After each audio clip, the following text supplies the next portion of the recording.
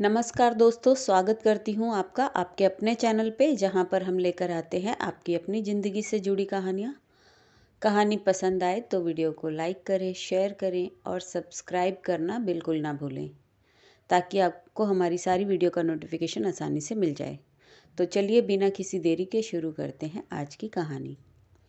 तुम्हें कितनी बार बताया है, मेरे तैयार होने से पहले मेरा नाश्ता तैयार हो जाना चाहिए। शादी के 20 साल बाद भी मुझे क्यों बार बार एक ही बात बतानी पड़ती है रेखा? तुम्हें क्या है, तुम तो आराम से घर पर ही रहोगी, मुझे काम पर जाना पड़ता है। तुम हो कि हमेशा बेवकूफ़ों जैसी हरकत करती हो। अगर तुम ये सब जानबूझकर करती हो तो याद रखना, मुझसे बुरा कोई नहीं होगा। आज भी रवि का पारा चढ़ा हुआ था। इन कटु शब्दों में अपना गुस्सा उतारते हुए, गीला तौलिया बिस्तर पर फेंकते हुए, रवि गुस्से से रेखा की तरफ देखने लगा। रेखा के लिए रवि का ये बेवजह का गुस्सा कोई नई बात नहीं थी। वो महीने में 3-4 बार ऐसे ही रेखा पर बरस पड़ता था। पहले पहले रेखा उसका विरोध किया करती थी, लेकिन जब कई सालों तक रवि में कोई बदलाव नहीं दिखा, तो रेखा ने खुद को ही बदल दिया। अब रवि के कुछ भी कहने से रेखा को कोई फर्क नहीं पड़ता था। रवि की हर बात वो चुपचाप सिर नीचे झुकाए सुन लेती थी।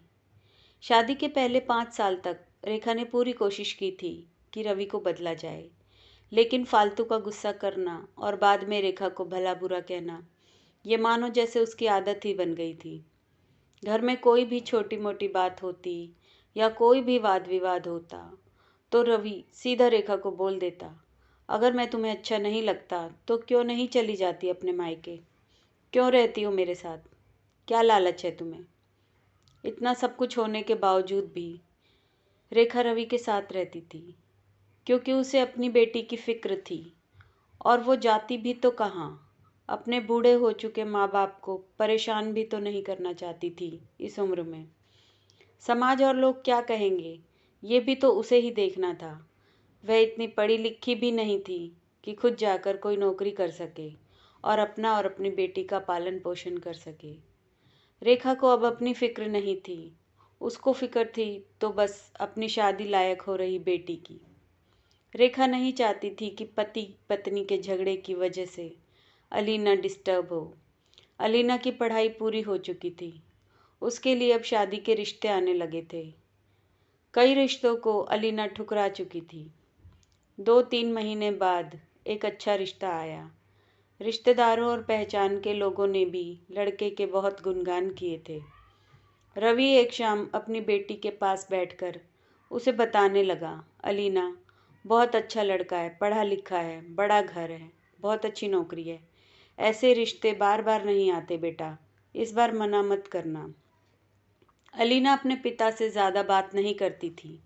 शायद डरती थी या शायद नफरत करती थी, लेकिन आज वो अपनी पूरी हिम्मत इकट्ठा करके बोली, मुझे अभी शादी नहीं करनी पापा, मैं नौकरी करना चाहती हूँ, खुद अपने पैरों पर खड़ी होना चाहती हूँ।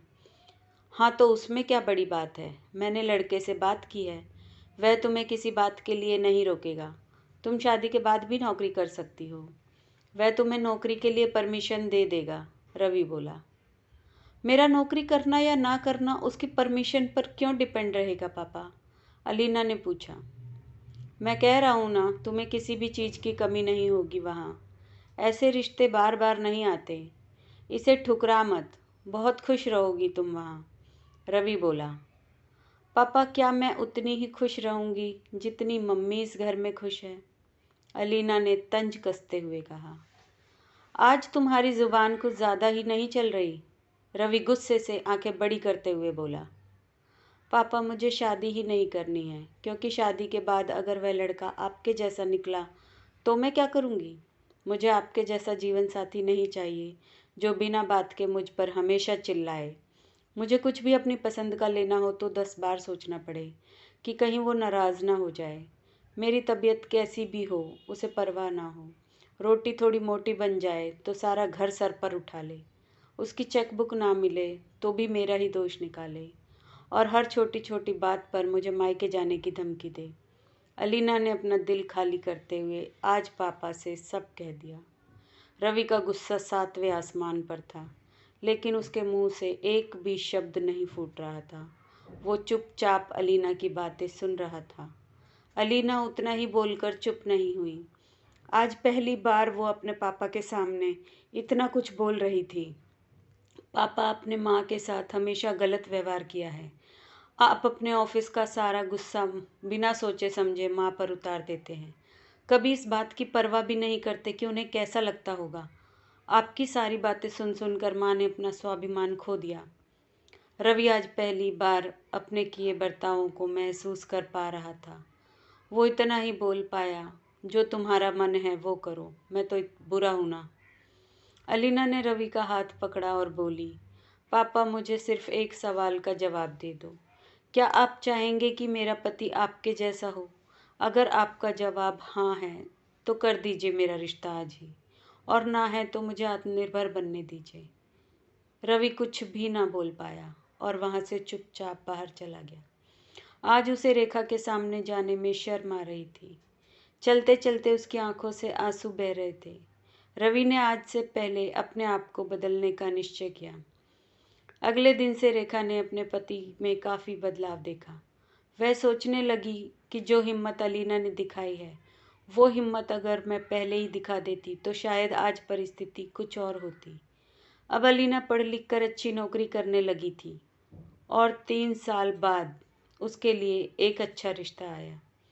और उसकी विदाई पर रवि बोला, बेटा तू हमेशा खुश रहेगी, क्योंकि तेरा पति तेरे बाप जैसा नहीं है। रवि की ये बात सुनकर रेखा और अलीना की आंखों से आंसू बहने लगे।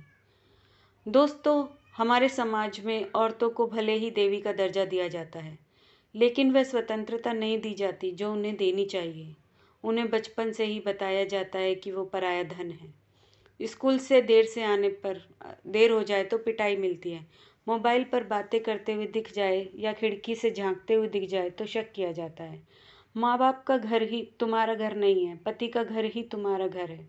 जीवन भर ये सारी बातें बता बता कर उन्हें ससुराल भेज दिया जाता है, और एक दिन किसी छोटे मोटे झगड़े में ससुराल वालों से उन्हें सुनना पड़ता है कि घर छोड़ दो और मायके चली जाओ। अब आप ही बताओ दोस्तों, ऐसी स्त्रियों का सच्चा घर कौन सा है? आखिरकार वो किस घर को अपना घर कहें? हमेशा की तरह पूरी कहानी सुनने के लिए आपका बहुत बहुत धन्यवाद। कहानी अच्छी लगी हो तो ज़्यादा से ज़्यादा शेयर कीजिए। Thank you.